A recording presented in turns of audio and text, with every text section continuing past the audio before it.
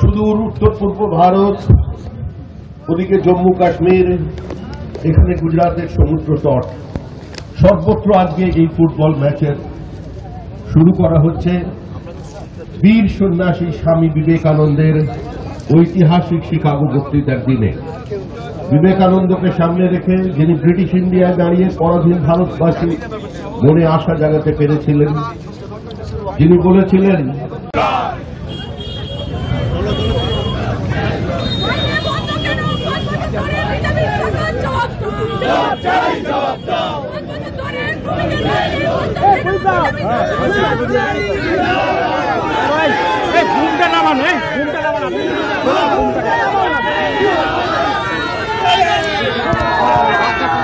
হাত নামা